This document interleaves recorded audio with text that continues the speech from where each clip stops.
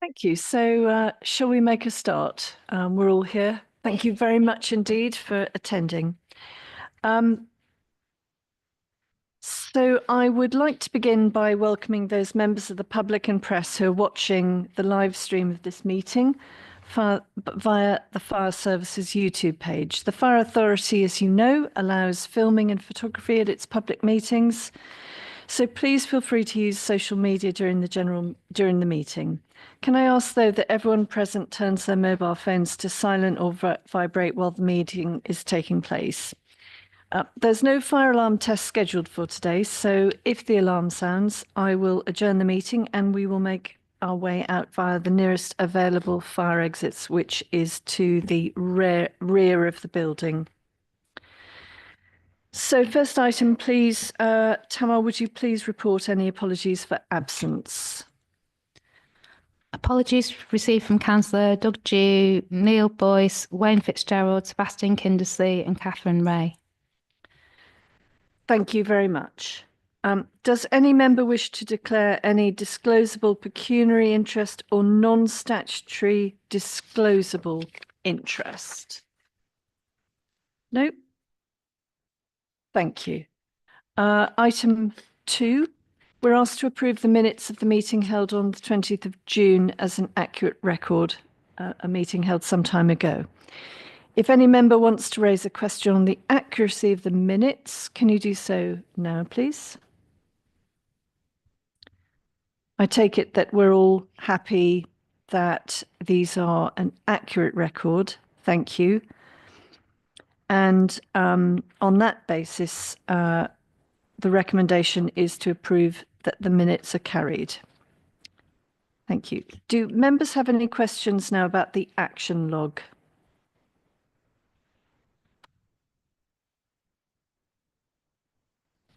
We're asked to note that. So the first substantive item for the agenda is Chair's announcements. So I have a few announcements. First, I would like to thank those members who are able to make it for their attendance at this morning's very informative Vision 2030 seminar. I know the Chief Fire Officer and his team will be conducting a series of roadshow events around the service in the new year to share this vision with colleagues, a vision that centres on the county remaining one of the fastest growing counties in the country and our ability to meet demand for our services in the future. It will also look at the technology we need to be more efficient and how we continue our drive for sustainability and achieving our net zero target. We will face the depth and breadth of these challenges together. This time last year, we were looking forward to celebrating the 50th anniversary of when Cambridgeshire and the Isle of Ely Fire Brigade and Huntingdonshire and Peterborough County Fire Services joined together to create Cambridgeshire Fire and Rescue Service. And our colleagues in the Peterborough Volunteer Fire Brigade, having been formed by a group of businessmen in 1884, were looking forward to celebrating their 140th anniversary as the only volunteer fire service in the country. I know many have enjoyed the various ways in which our anniversary has been celebrated, and as the end of this calendar year approaches, I would like to thank all those involved for their contributions and sustained efforts to mark this special year. Today we have a sizable agenda, so I've purposefully kept the announcement brief, but would like to single out a few related achievements. May I congratulate, first of all, our Community Wellbeing Officer team on winning not only the Partnership Working Award at National Fire Chiefs Council Prevention Awards 2024, but also the Emergency Services Collaboration of the Year Award at the Excellence in Fire 2024 Awards. Members will recall from previous reporting and announcements that our collaboration trial with Bedfordshire and Essex Fire and Rescue Services and the East of England Ambulance Service has delivered measurable improvements in both health and home fire safety through innovative multi-agency working. We have a budget item on our agenda today prepared by our outstanding finance team, who recently scooped the Digital Finance Project of the Year Award at the Public Finance Awards 2024. This award reflects the team's exceptional work to improve operations across the service.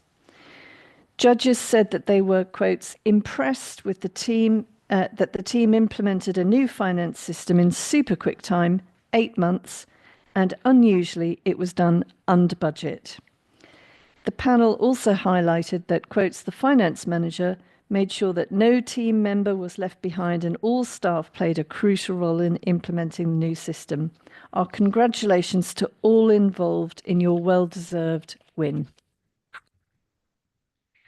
Members had the opportunity this morning to view the new concept appliance and have recently received several reports on our silver fleet where significant changes have been made in how we procure and manage our assets with efficiency and sustainability in mind.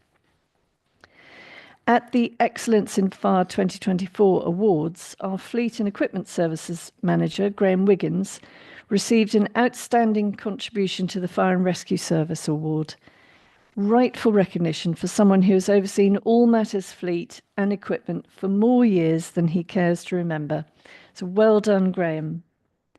These are just a few examples, and it is so pleasing to see those who have worked hard and with constant enthusiasm for them to be recognised for what they achieved, and how we as a service rightfully sit as one of the best amongst many. While we have an update report on our action plan relating to the Grenfell Tower inquiry on today's agenda, members may be aware that our operational support group, working with combined control and crews from Dogsthorpe and across the county, recently conducted an exercise aimed at testing the use of our electronic fire survival board, the EFSB, and Fire Survival Guidance, FSG, procedure in the simulated fire on the 9th floor of an 11th storey building, Cumberland House in Peterborough. This exercise was a success, and while deeper analysis of the results is ongoing, this activity further demonstrates our commitment to keep our firefighters and residents as safe as possible and organisational continuous improvement. A quick mention about our latest employee engagement survey. People Insight have presented the survey findings to the strategic leadership team, and these have been shared with managers.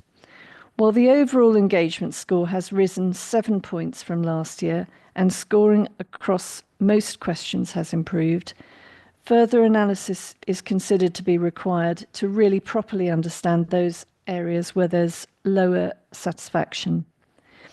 A full report and any action plan will be presented to the authority early next year. It's a very positive set of results, and we will continue to sit above the sector average score. So finally, as we approach a seasonal break, may I take this opportunity to wish you all a very safe and happy time with family and friends. On behalf of the authority, I hope you'll take some time to reflect on all your individual and collective achievements, no matter how small, and come back in 2025 refreshed and ready for the challenges ahead. So item 4, our financial strategy. Can I ask Matthew, would you please introduce this report? Thank you. Thank you, Chair. I will introduce, and then if there's any technical questions that the authority have, Ursula, as fresh from her award, is sitting at the table today. So that's very reassuring for me. In terms of just context, you'll all be aware the big challenge for us over the next 12 months was meeting the loss of income that Suffolk will be effectively taking with them over the next from April next year. That is still going to happen. I am told that it will happen from April next year. So the reality is that we are going to be left with a hole of £1.1 million in our financial position. We have worked already hard to actually reduce numbers in our control room, because clearly we won't need the same numbers. But that said, it's not without its pain. So this has been prepared on the basis of a reduced establishment figure in our control room, whilst we still maintain obviously the level of service for Cambridgeshire and Peterborough residents. So there's some context there. In terms of other pressures that this financial strategy and financial plan includes, there was an agreement with the NJC around a new pay structure for on-call employees. What that does do is it increases the cost burden, or we believe it will increase the cost burden by just over £400,000 on this service. That will need to be played out, because clearly we don't know at the moment how structurally how that will work, but we've built that into these plans as well. We had the settlement yesterday. So on the basis of what we are being told, it looks relatively okay for the service, but we need to work through the finer detail of that. There is still no total security around national insurance. So we had been told that obviously government will fund the national insurance rise for employers. What we're hearing now is through the formula process that we may not get all of that covered. So there may need to be some lobbying post-Christmas in terms of where does that actually sit. But again, we need to do the analysis in terms of understanding what that means to us. Unfortunately, obviously, with today's meeting, we'd hoped that we'd had the information a whole lot sooner. But like all public bodies, it came in yesterday afternoon. So the one saving grace with all of it, obviously, is the context around the precept flexibility that has been afforded to us by central government. So this plan is based on £5 increase in council tax next year, and that will enable us to be able to set a balanced budget despite some of the challenges that we see there. I still continue to lobby, and will continue. I've got a meeting with the Home Office in early January to discuss the entire Suffolk situation, because for me still, actually, if we should still have there should be some ability, I think, for that loss of funding to be recompensed. How successful I'll be remains to be seen, given obviously the financial context naturally, but fundamentally that's what I'm still lobbying for, because that would enable us to grow again on the back of our meeting in the challenges that we faced this morning. What this does do, it maintains pretty much a standstill budget. We can build some resilience into our budget, but there's no real flexibility in what we've presented. And Ursula and the team have done a great job in terms of compiling that detail and challenging costs again, as we do year on year. So that's the context. I'm happy to answer any questions. And if there's anything too technical, I'll ask Ursula to respond.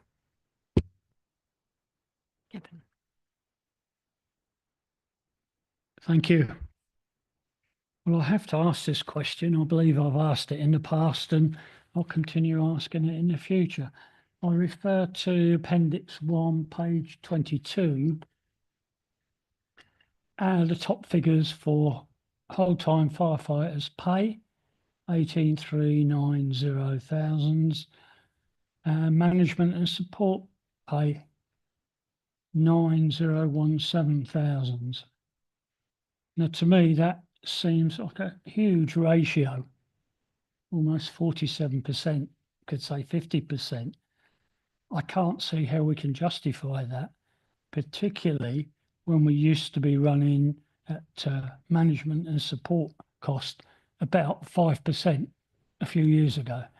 So how can we justify this ratio between firefighters' pay and management pay? And I'd add to that, the public perception, all they want is a red lorry to turn up to their house when they call it. So therefore, they'll be looking the headline figures at firefighters. So to see support costs being such a high percentage just doesn't seem right. Are there national comparisons where we could see how we fit with all of this? And the only other thing I'd say is, I've got the microphone, we talked about the £5 we're being allowed this year. I don't believe we should take that as a given for the future.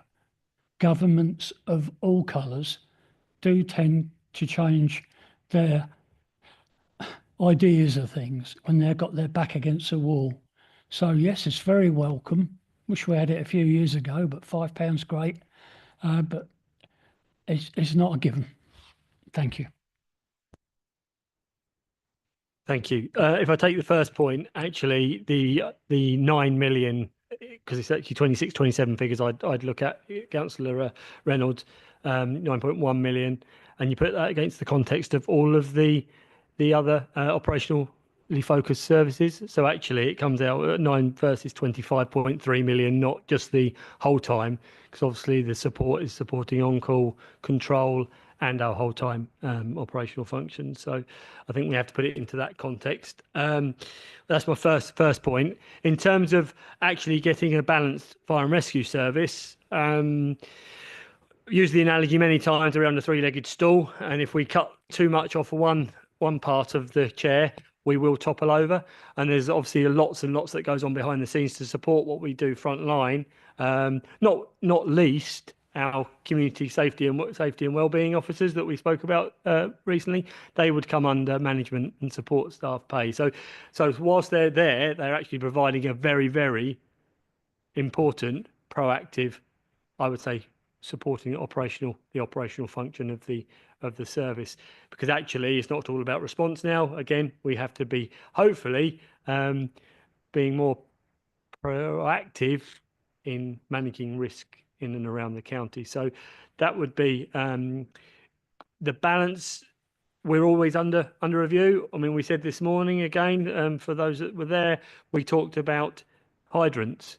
Hydrants would ordinarily come under management and support staff pay. I would say that was one area where actually I'll be looking to increase if we use such an example. So we keep all of our costs under constant review.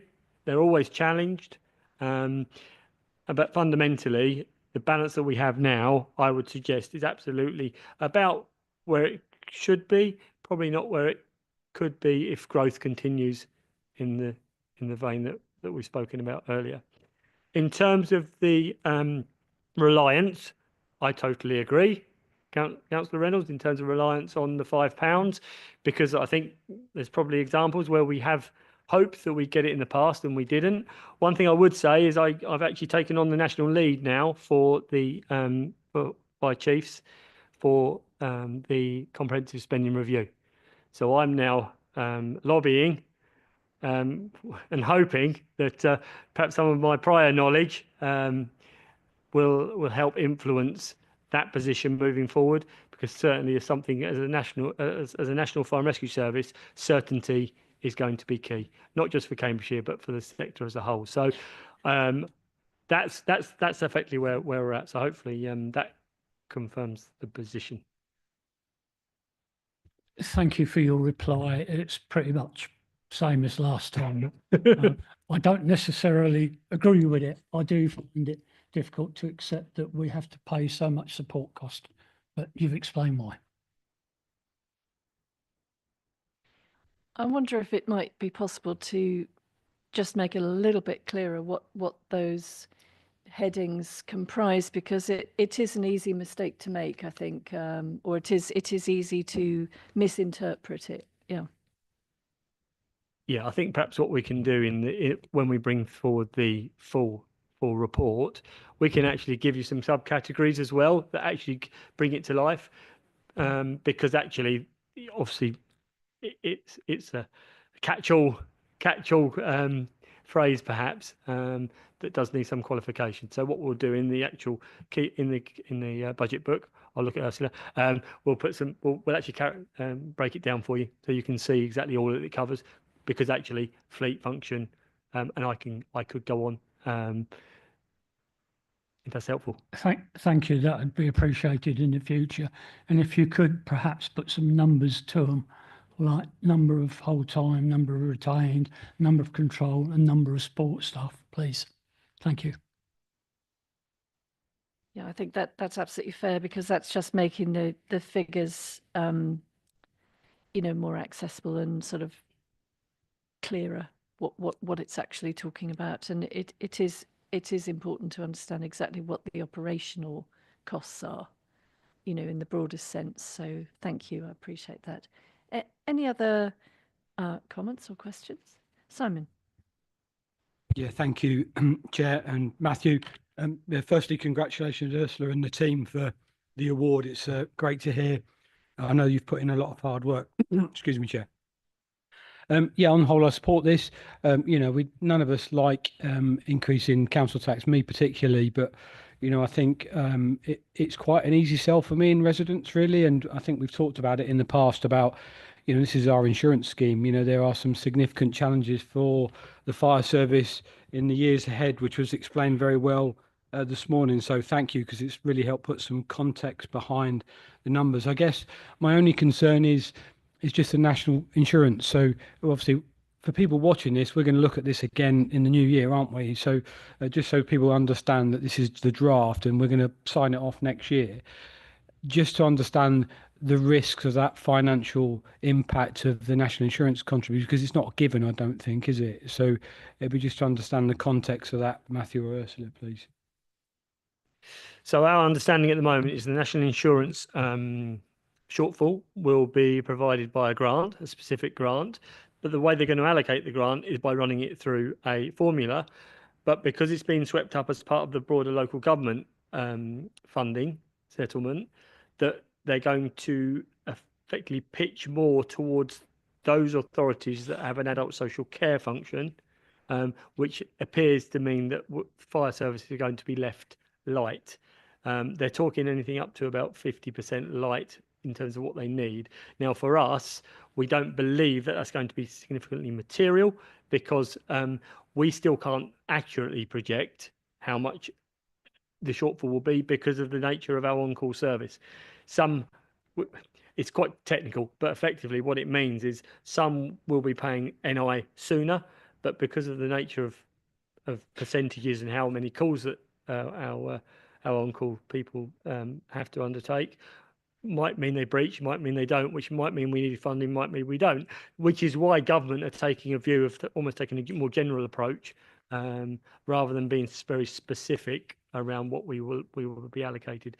So the reality is we won't actually know the true position till sometime through next financial year, if that makes sense. Just on the back of that, just so I can understand the numbers, are we talking hundreds of thousands, millions? What sort of a ballpark figures would that be? It will be low hundreds of thousands. So 100,000-ish. Thank you, Chair. Just moving on. Simon talked about the national insurance element to it. I'm going to ask around the decoupling. I'm going to use the word decoupling from Suffolk. Now, I know you said you're going to go to see the ministers, but how much sympathy do you think we're likely to get out of it? Or if at least if we can make the case that we tried, they didn't want to know. So maybe we can have some of their money.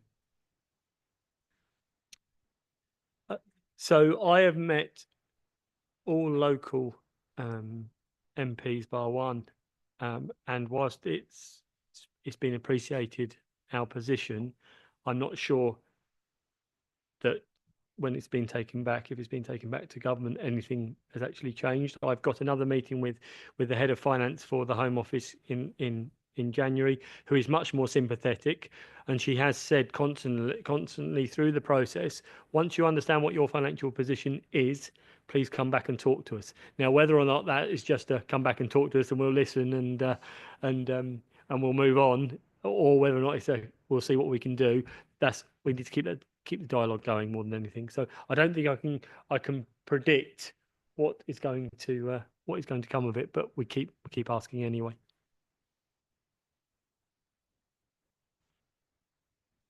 Thank you. I think it is really important to keep going, because we don't know what kind of what might be offered by the Home Office beyond a box of tissues. There might be more. So it is worth just pursuing it, and I appreciate all the work that's being done on this. We've been asked to review and approve the proposed strategy and the medium-term financial plan for consultation, which is Appendix 1. Does anyone else have any points they'd like to make before we sense the mood about whether we support this or not? No other comments. So I am proposing that we review and approve the strategy in Appendix 1. Is everyone happy about that? We don't need to vote. It's unanimous. Any objections?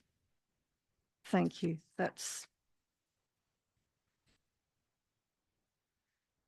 Thank you very much. Item 5, the regular annual review of our constitutional documents. Can I ask Shaheen, please, to introduce this report? Thank you. Thank you, Chair. So members, this is the annual refresh. What I will do is just take each of the documents that we've amended and pause after each one, Chair, if that's okay, for any questions. First of all, the terms of reference. We've only made minor changes, no changes to your committees or anything like that. You'll see what you used to have as the IRMP, the Integrated Risk Management Plan. Nationally, it's referred to as the Community Risk Management Plan, so that's just minor terminology. We've updated the title of what we were calling the Treasurer to give it the formal statutory Section 151 officer in a move with the times, if you like. And Chief Officer titles have changed in light of the new structure with Matthew. So those are the main points. Don't know if there are any questions, Chair, on that one. Do you have any questions about that? Everyone happy? Good, thank you very much.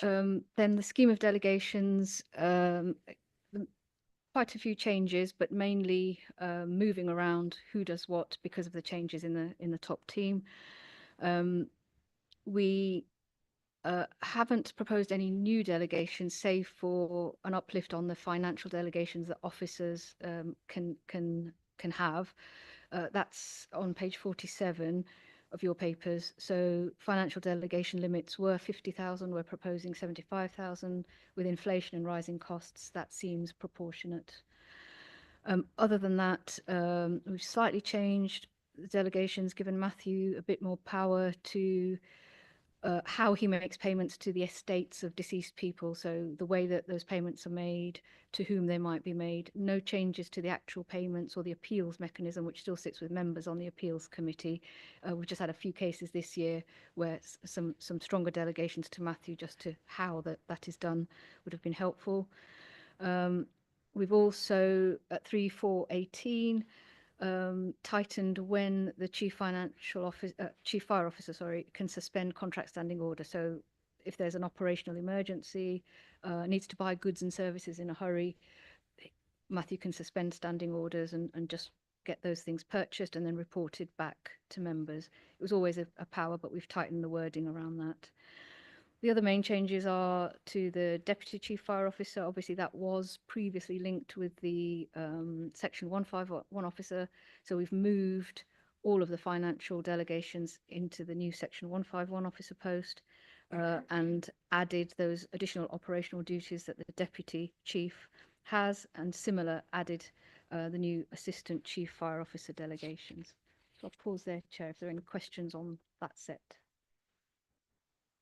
Thank you. Ros? The increase of delegated spend from 50,000 to 75,000, how long has it been 50,000 for, roughly-ish? Yeah. We haven't changed it in recent years. Yeah.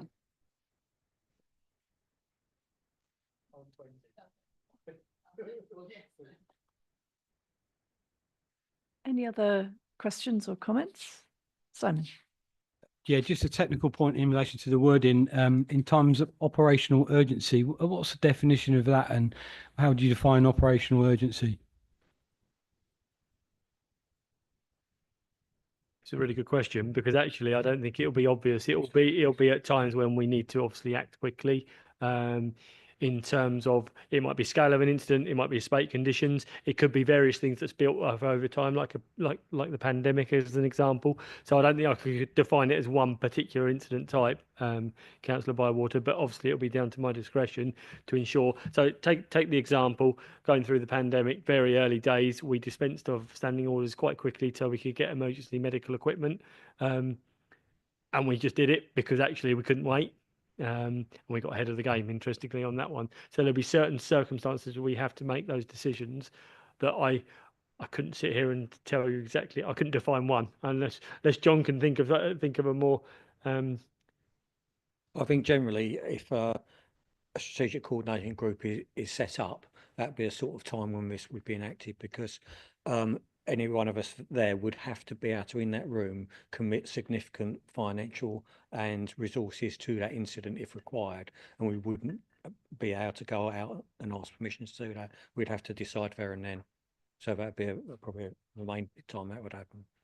Yeah, I totally get that. You know, I guess I'm sorry to play devil's advocate, really. I guess it's just, you know, the accountability factor on who makes that decision, who makes that judgment call. But I'm not opposed to it. It's for you guys to explain it, I guess. And I think actually what we're suggesting is we would have to come back and explain it to you. So we wouldn't be taking this type of decision on a whim. It would be generally because a major incident had been declared. I can't imagine. I mean, it still might be a major incident for us, but the reality is there'll be an SCG called, I'm sure. So there would be some mechanism for recording it and bringing it back. Thank you. I think it's a really important point to have raised, and I'm grateful, Philippa. Thank you, Chair, Chair. yes, we've Just- actually. Sorry. I was just going to explain, we have actually put that any decision taken under that power will be reported to the next committee. So you've got that check and balance and the scrutiny over the spend. Thank you, Chair. I was just thinking that the County Council is also involved, or has been involved in reviewing emergency procedures and responsibilities. I would hope that the two will marry up nicely. If anybody's trying to make a definition, you know, I'm sure it'd be good if we came up with the same one and even referred to one another, so that there would be that in timely alert. Just a suggestion. I've not been involved in it, but I know it's going on. Matthew. So the local resilience forum is the mechanism for reviewing those processes, and so some of it has come on the back of recent incidents to make sure that actually all partners are aligned and understand one another's responsibilities as well, which is obviously key to ensure we provide an effective response. So it is going on as we speak. Ian. Thank you very much, Chair. Just going back on what we've just said, I'm just reading the actual wording. It says, formally, at the earliest of the Chair, at the earliest opportunity, and formally to the next available fire authority meeting. So does that mean then it's either a full authority meeting, a policy and resources, or an overview and scrutiny meeting? I think we ought to really state which one it is, and I would have thought it should be a full fire authority meeting, and if need be, depending on where it is in the cycle, then we should have a full fire authority meeting called. And I think that's the slight wording change I would like to have seen there. Yes, that's a matter for members. We had left it vague because sometimes there is a time delay between fire authority meetings. We thought it might be beneficial, whatever the nature of the meeting is, at least there was some public scrutiny of it.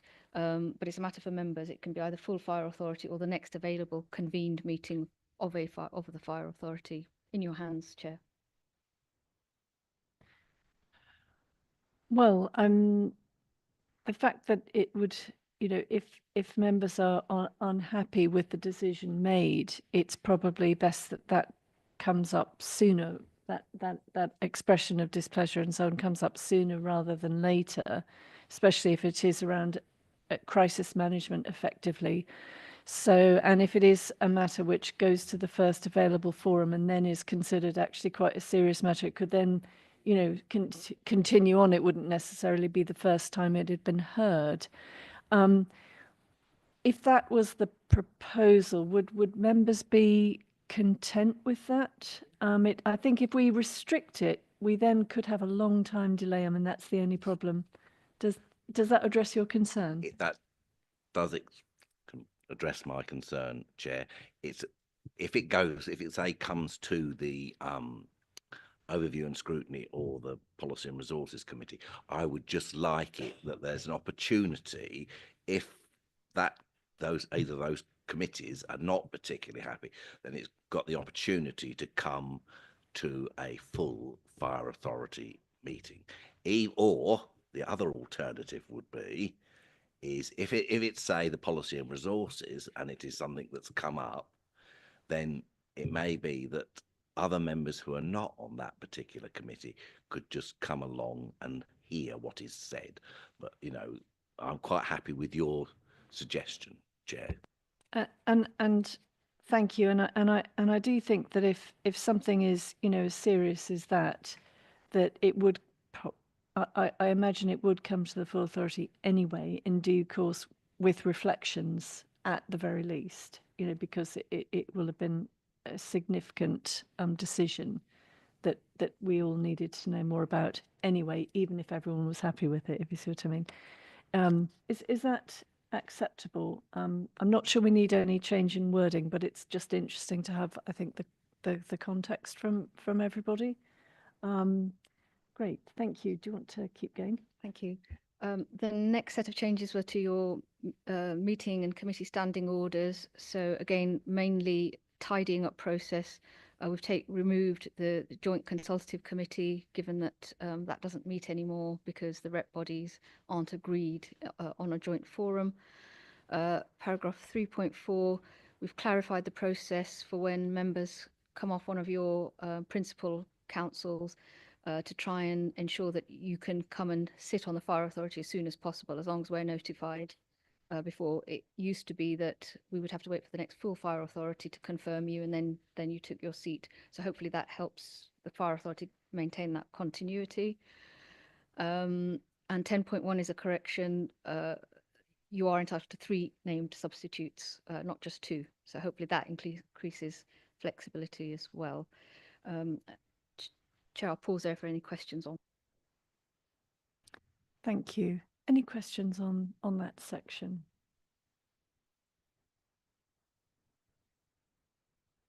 Kevin. Yes, can I just confirm about the joint consultative committee?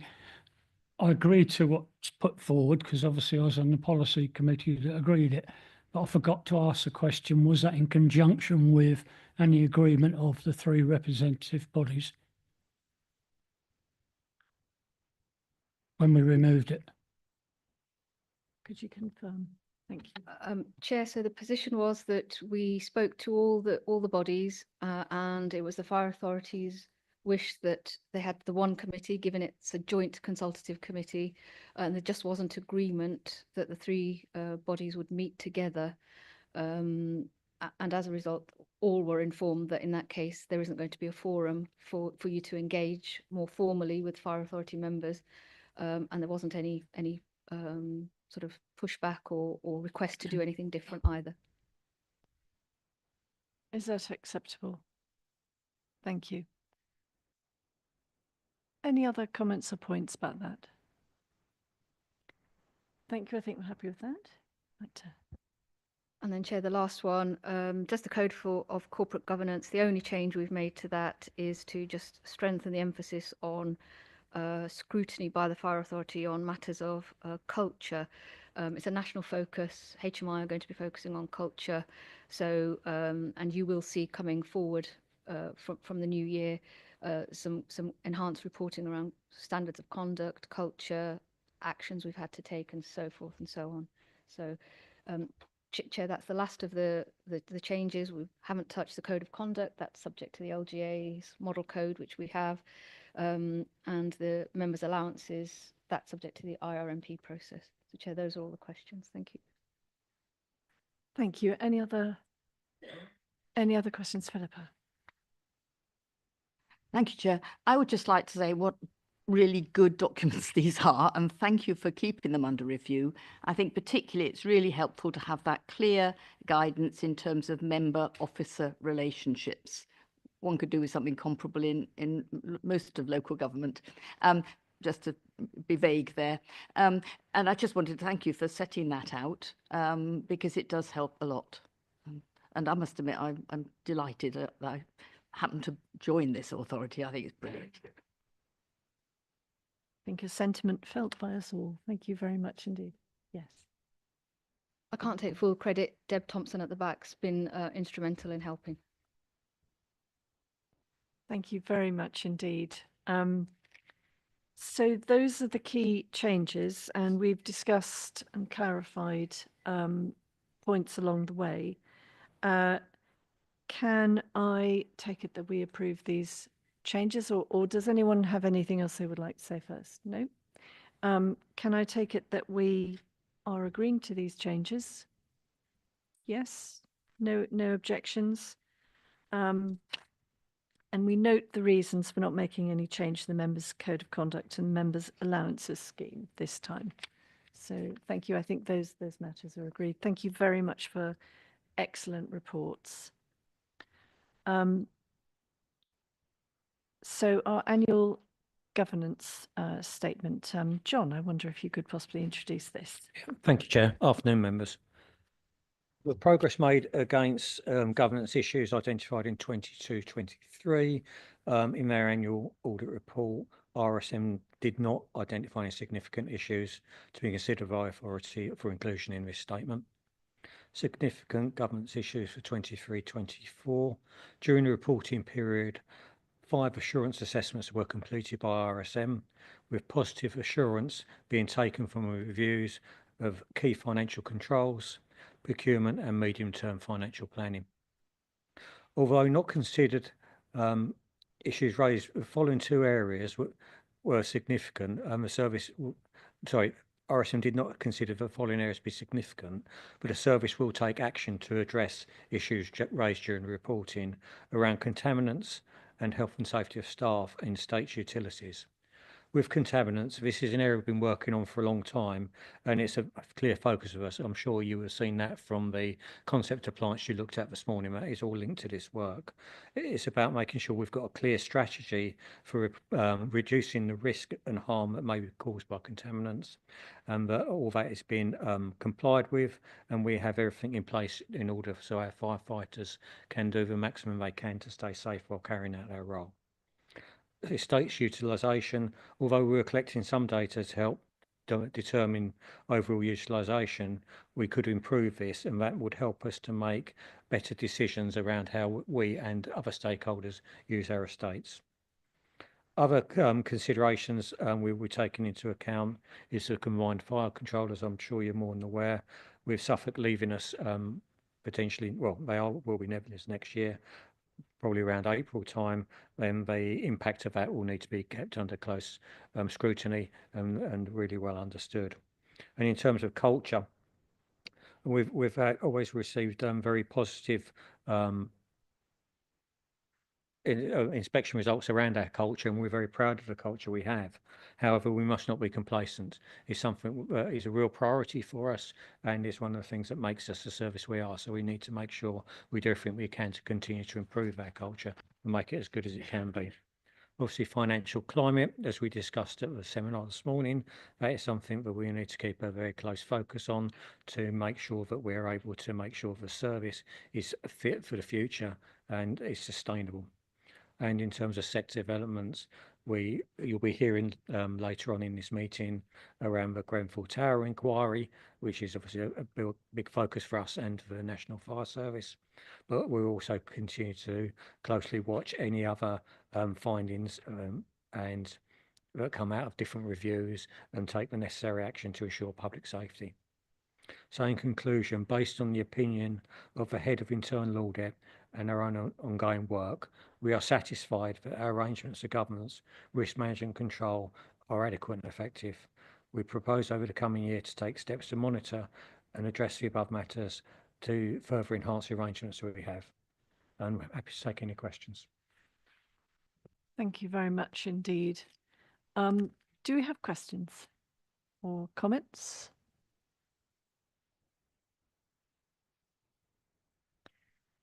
I believe there are no questions. Oh, Philippa, thank you.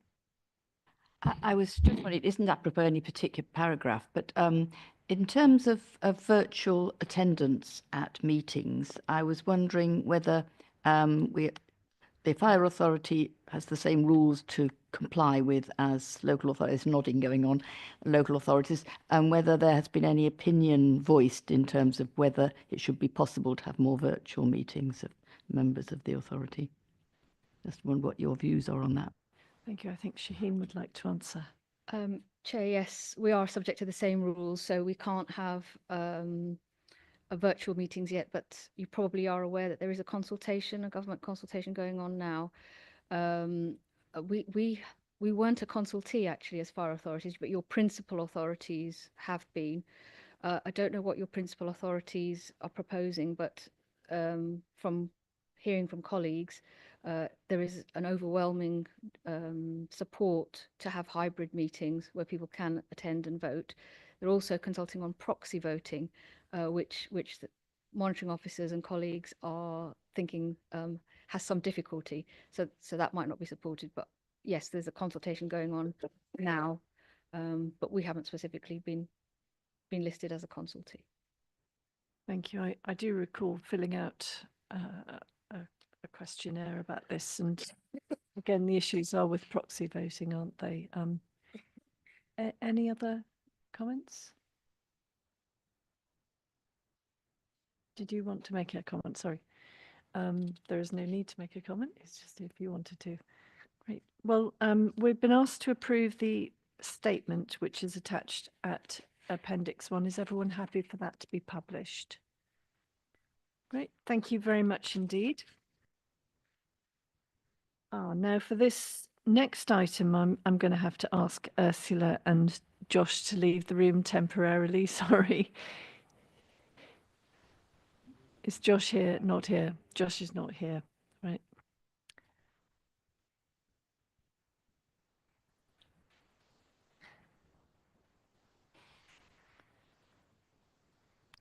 Thank you.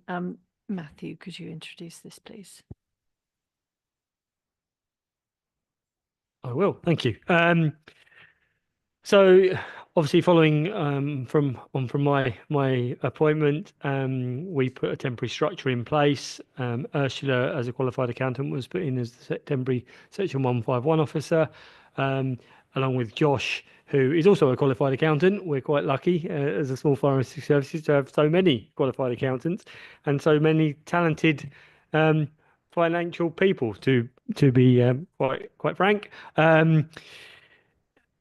Outlined within it is effectively the statutory, easy for me to say, statutory officer role, and why obviously it's so important for the organisation. It's not allowed to function without one. And for me, Ursula ticks all of those boxes that are defined by SIPFA in the role of a Section 151 officer. I have total trust in everything that she does. Is obviously recognised more recently at a national level. And for me, the great thing is trust in those people around you. So I am recommending that we appoint Ursula. She's already our head of finance. She's all over the numbers. It makes perfect sense from a synergy perspective to have Ursula as our 151 officer. And she is a constant challenge. She's very good. She works in the background, and it's like it's her own money, I would suggest, between her and Josh. And Josh is just incidentally, Josh is somebody who joined us a number of years ago now. He joined us in a business support group. He then moved into finance. He's trained with us. He understands the organisation throughout. He qualified as an accountant about 2 years ago, and he's very, very well respected and well thought of across the organisation. So personally, I think the two are in really safe hands, and I'm more than happy to support that recommendation. The final one, I think. Do you want to talk to this one, Jane? Thank you. Yeah, so you've never had a deputy monitoring officer here, and generally, I'm not kept very busy. I'm pleased to say on tricky matters, but I've worked part-time, and I think for resilience purposes, it's useful to have somebody in that role. Tamsin isn't a lawyer, but then you don't have to be a lawyer to be a monitoring officer at all. Tamsin works in all those areas where risk is at the forefront, decision making in the right governance frameworks. So she is at the centre of all of those sorts of risk issues that the monitoring officer needs to be all over, and she understands the business inside out. So for resilience purposes, we couldn't think of a better existing officer who understands the business and has a knowledge and aptitude for that sort of monitoring officer radar, if you like, for tricky issues. Thank you, Mandy. You. I'm not disputing anybody's ability to do the job, not by any means, and you know, but are we going sort of increasing in the number of posts here for this? We seem to be going from 1 to 2. So these aren't posts. All we're adding is additional responsibility to existing posts. So there's no new people. Effectively, what we're saying is Ursula, as head of finance, takes on the statutory role, which effectively she's fulfilling in large part anyway. It's recognition that actually, if something did go wrong financially, Ursula would be the one that has to write the statutory. We'll say the statutory letters. I won't say the words because it would be terrible. But that would be Ursula's role then. As set out in legislation, and then obviously if Ursula was probably hit by the proverbial bus, we have somebody that fulfills. We are not allowed to function without that statutory role, and we've got away with it in the past. We had a deputy when I was doing it. We did have a deputy, probably a long time since. Obviously, come to the authority, so it's nothing new. What we're doing though is making it we're formalising it. The only one we haven't had is like Shaheen says. We're formalising that role to make us more resilient again, because just in case Shaheen was to not be available for a period of time, again we're going to struggle to continue to function without buying it in. We'd have to buy in at that point anyway. So. Thank you. If I can just come back briefly. Like I say, I'm not disputing anybody's personal ability to do the job. It's just that it looks like we're increasing posts. And so it looks like we're increasing pay. That's what it's looking like. That's what I'm checking that we're not doing. Can I just make it? I think Matthew's made it clear that it's not the number of posts that are increasing. It's additional responsibility for that post. So you have a post and you add extra responsibility to it. It's not an additional post.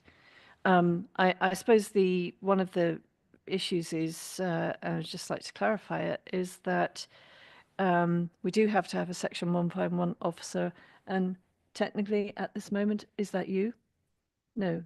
So back in July, we had effectively an exceptional meeting where we put a temporary appointment in for Ursula. Yep. So we put that in place to see us through to later on in the year. I'm bringing it forward at the earliest opportunity because I think it's useful to get things settled and stable for the organisation and for the authority. Your point around allowance, we're adding. There will be a small payment in terms of this. So it's small. It's like maybe I think we're looking at about £3,000 a year extra to recognise the additional responsibility that has been taken on. But that's what it will be. Nothing more than that. But previously, obviously, Matthew was the Section 151 officer, and so that. No, and you can't really have the head of paid service and Section 151 officer being one and the same person. So it does need to be someone other than Matthew. And Ursula has been doing the job and has been fulfilling it really excellently. And reinstating the deputy role is very helpful as well. So I hope that is clear. I suppose with the Tamsin appointment, it's really that it works for her as well, being a deputy monitoring officer, because it is potentially a little bit of a change of direction, and she's really keen to do it. Matthew. Yeah, so part of the conversation we've had with Tamsin is obviously she's exceptionally busy doing lots and lots of other things, and actually, but she's been with the organisation a long time, and she wants to develop. She wants to develop further, and actually, there's almost comes a ceiling sometimes in the organisation because we're only so big that we can only give so much. So this is another. Hopefully, it will keep her interested for an additional period of time, because obviously she adds great value to the organisation. So. Philippa. Thank you, Chair. I think given previous discussions about frontline people and back office people or front office people, I think it's fair to raise this issue. A lot of this would never happen through the fire authority normally. It's just here where these are named responsibilities. So I'm comfortable, but I'm glad that it's been raised and we know the sort of the sort of figure we're talking about. So if a member of the public says, well, you're giving all these office people allowances, well, we would be on firm ground, in my opinion, to actually justify it and say we're happy with it, we were told about it, and it went through all the proper procedures. And if it's actually, what do they call them, golden handcuffs, but not really, but making a career here even more attractive, then that's good, I think, as well. But thank you. I'm glad that Mandy raised it.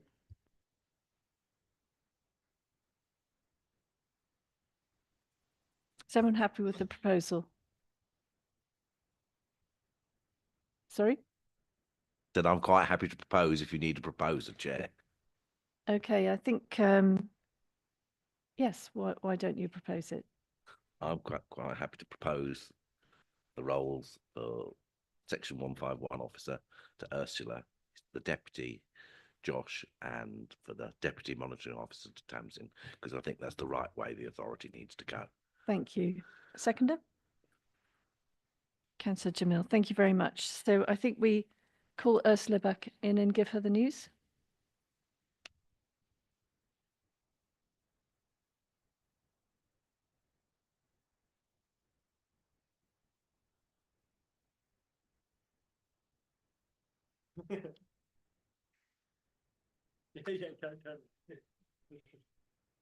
So thank you very much. Congratulations.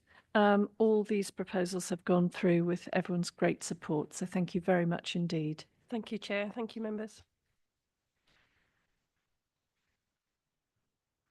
So our next item is about equality, diversity and inclusion. So including the gender pay gap. John, can I ask you to introduce this?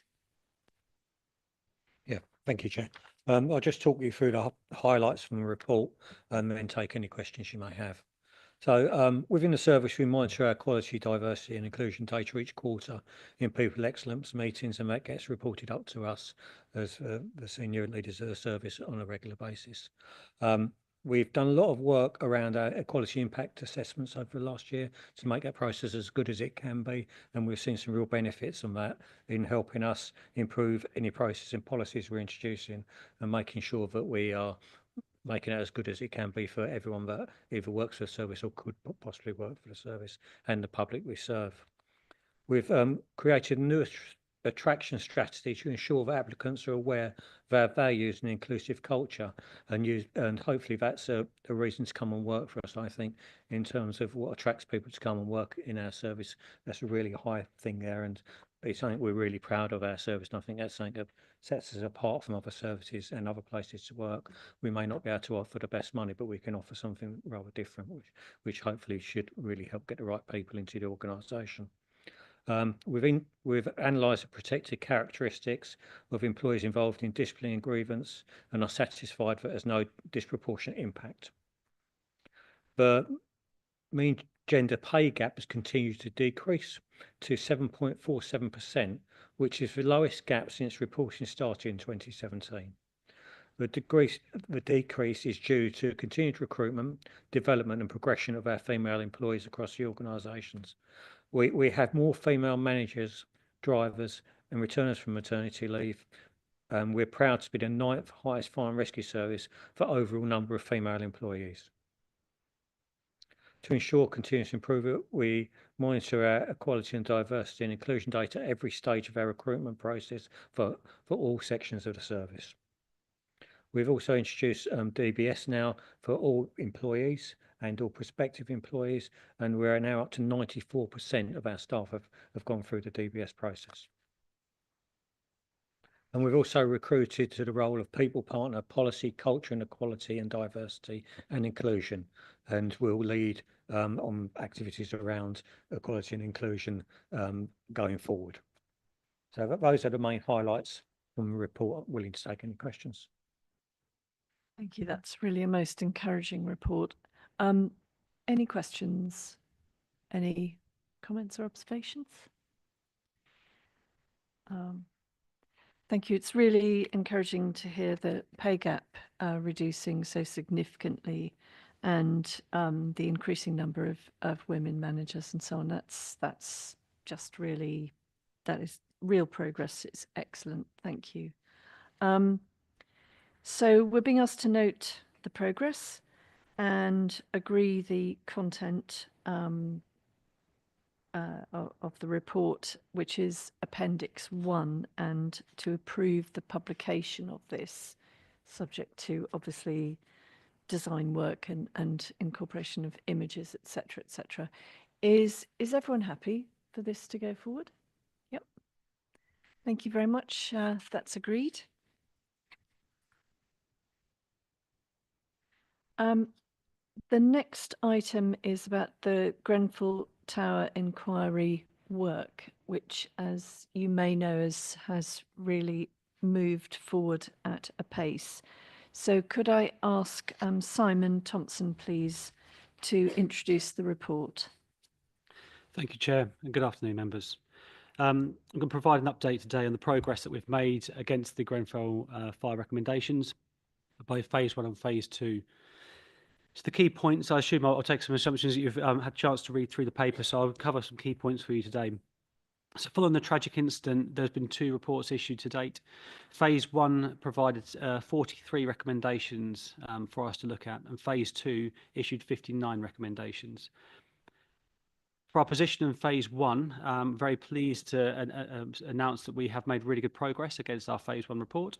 There is one outstanding action within that for us at the moment. That's an external action that we're working for now, and we should have that sorted out fairly soon as well. So that's what they call a multi-agency information transfer system, which is a control function. It's an external process that we've been awaiting, but that is making good progress also.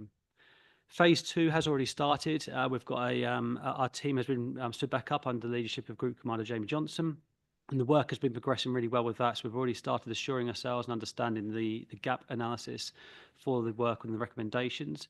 Out of the 59 recommendations within Grenfell Phase 2 report, we have 25 that are actually applicable to ourselves. The rest were non-applicable to the fire sector. So and we aim to have those 25 recommendations completed by September 2025.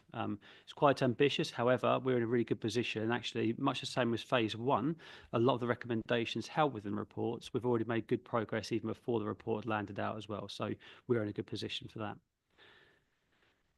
There is an ambitious plan set up by the government to have remediation action completed by 2029 for all 18 metres or 7-storey buildings.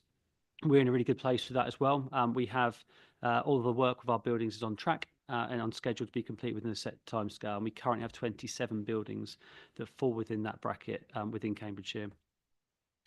There's also identified the need to address the 11 to 18 metre building stock.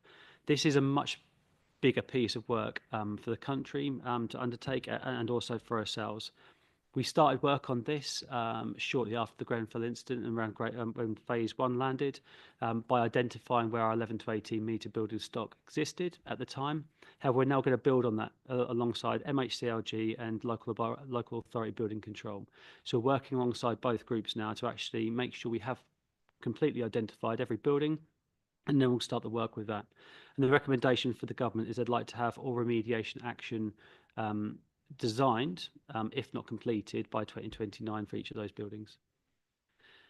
Along with this work, and obviously with both phases and recommendations, that there are additional workloads and workload pressures on our teams. So the building safety regulator that has been implemented, we support that from a regional point of view. So there's a multidisciplinary team that we embed some of our officers into. And that work alongside the other fire protection work activity that's taken place, i.e. around us assuring ourselves against our building stock, and also undertaking some of this some more of the remediation and potentially enforcement activity if needed in the future, will have a greater burden upon our fire protection teams. We're very fortunate at the moment. We have some one-off funding that comes through from the government that supports our increase in our establishment in the team. And we've been working really hard over the last few years to make sure that we embed more officers into the team, training up more members of our staff as well to be able to undertake this activity. However, that is paramount that funding remains for us. If it doesn't remain, it does get removed from us, it will impact on our ability to achieve some of this work. So in summary, just to summarise, we're in a really good position, I believe, as an organisation. Like I said, the work from the team has been very well delivered to date. I welcome any questions. Thank you very much. Some really important work being done here. Questions, Matthew?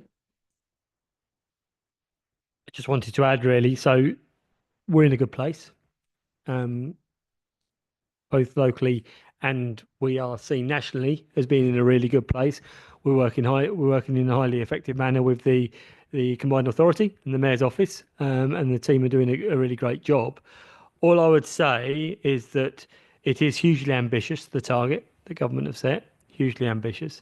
And if for whatever reason some of the works aren't completed, my only point to raise really is if government then want us to start thinking about our enforcement powers, it will become hugely, hugely challenging.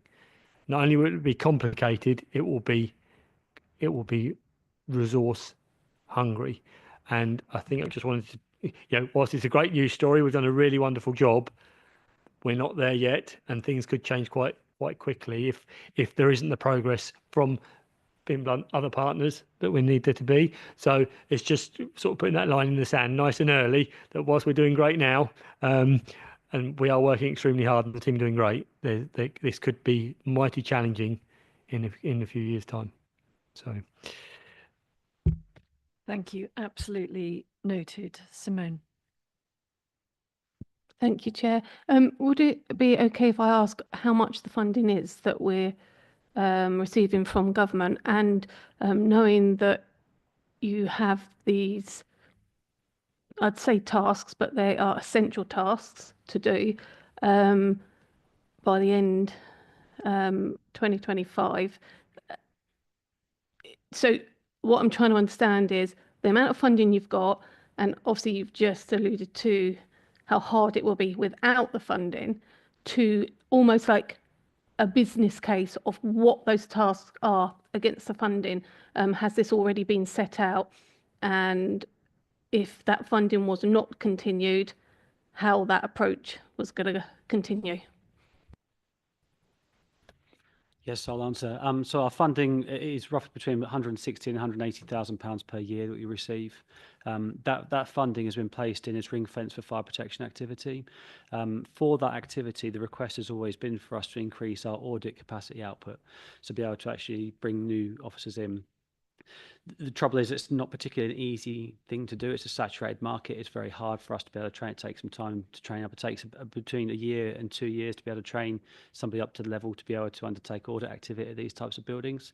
But from an output point of view, alongside our growing community, that we already have our risk-based inspection programme, which is growing daily.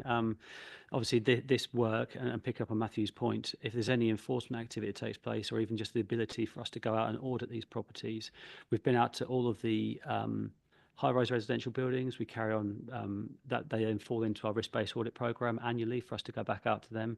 Any buildings that also may have concern of 11 to 17 metres, we'll also be bringing those into the risk-based inspection programme. So that increase in work isn't just this piece, it is also the expanding role of our risk-based inspection programme across the county. Thank you. Yes. Sorry, Chair, if I could just add and probably give Councillor Taylor a bit more reassurance. So obviously within the paper that Simon's put together, there's the local accelerated remediation plan, which is a document that is owned by the Mayor and the Combined Authority, because they were asked to take a bit of a lead role in the local acceleration remediation plan around Cambridgeshire and Peterborough, but also across the country.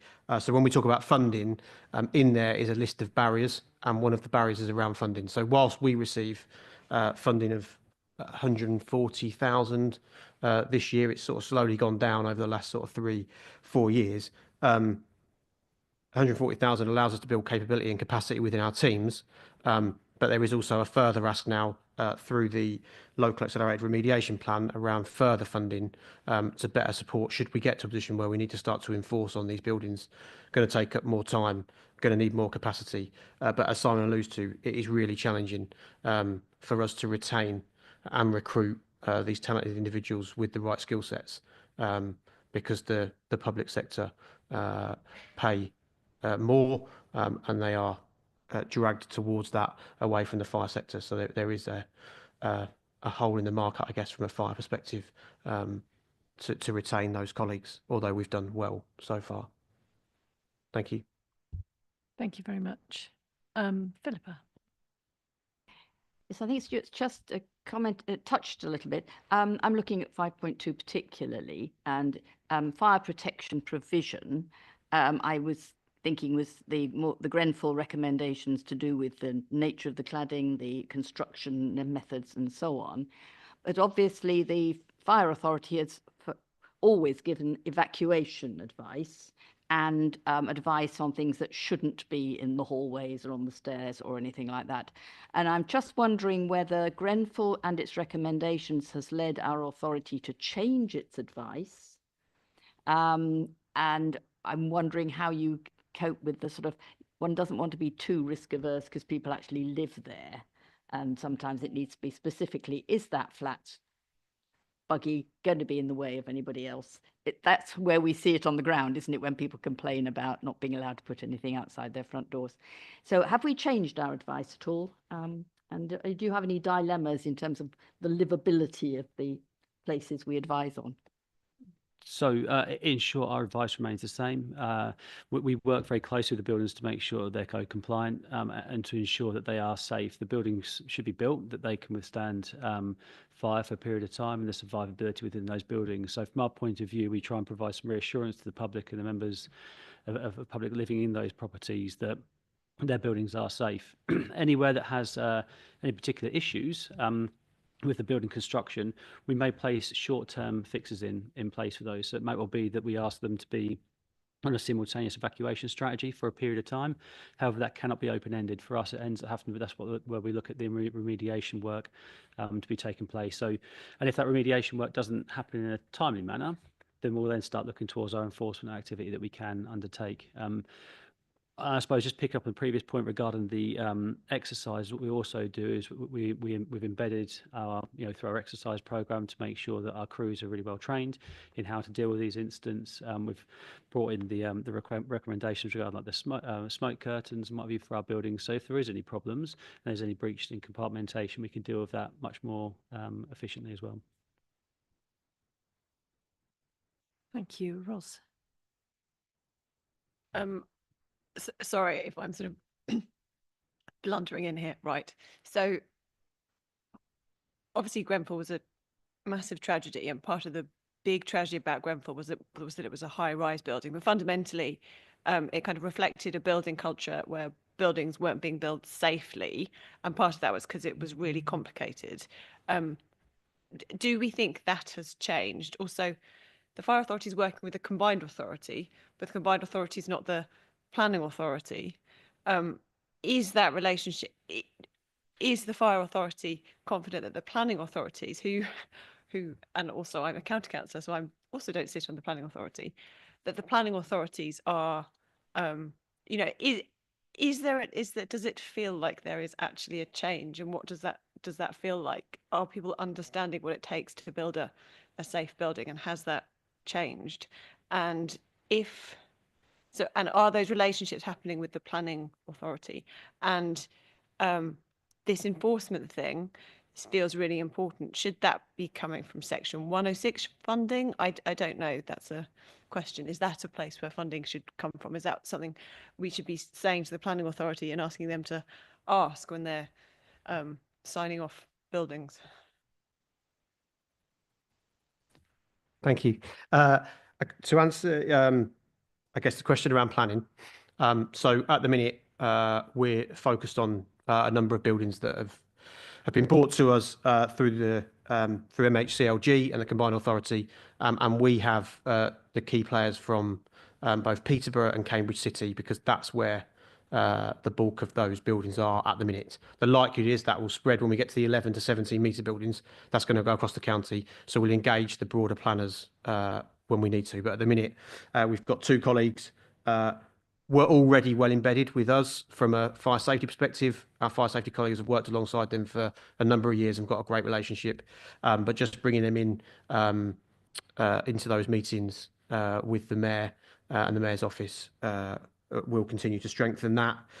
And they've also got some funding as well to allow them to grow their teams, which will help from an enforcement perspective from their side of things. I think if we're really honest, the 18 metre plus buildings, we are going through the remediation process and we've remediated some across Cambridgeshire. The greater risk for me is the 11 to 17 metre buildings, because there was no change in legislation about what could be put on those buildings post Grenfell.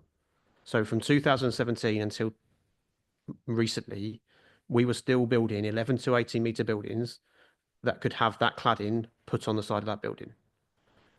So when we go through that work, there is a considerable amount of buildings across Cambridgeshire that we'll need to review and work out. And as Simon alluded to, we were on the front foot with that, and we were doing that in 2017. So we have got a reasonable idea about where the cladded buildings are and where they're not. We'll tie that in with the MHCLG data that will come, and we'll get out and start to do that work. In terms of enforcement, I think that funding will come through the ask from the local remediation plans and the government's remediation plan that they've set out, the ambitious plan to have targeted these buildings by 2029.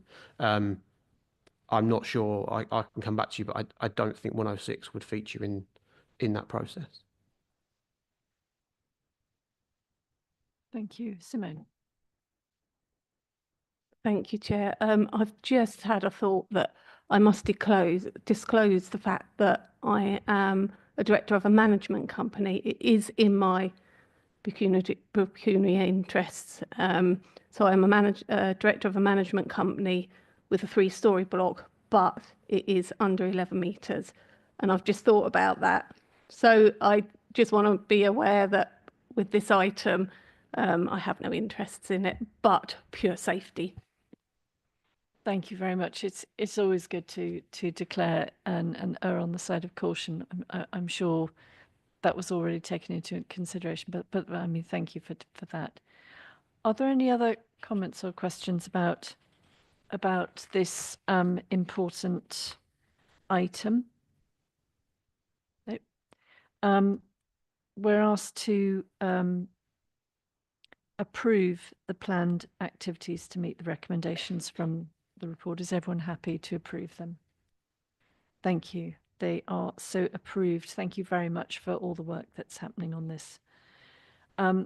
Items 10 and 11, we have minutes of the Policy and Resources Committee and of the Overview and Scrutiny Committee for noting. Does anyone have any comments they would like to make?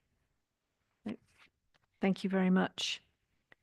And for the next, I believe the last item on our agenda today, we have an item which, in order to discuss, we need to move into private session, please, excluding the press and public. Do you agree with the proposal to move into private session? Thank you. We're asked to resolve that the press and public be excluded from the meeting on the grounds that the following item contains exempt information and that it would not be in the public interest for this information to be disclosed, information relating to the financial business affairs of any particular person, including the authority holding that information. Would anyone like to propose that this, I'm proposing this, would anyone like to second? Second, thank you, Simon. And we all agree to this, yes. Thank you. The public meeting is now closed, and so we need to just pause for a minute to, pause to make sure the streaming's stopped.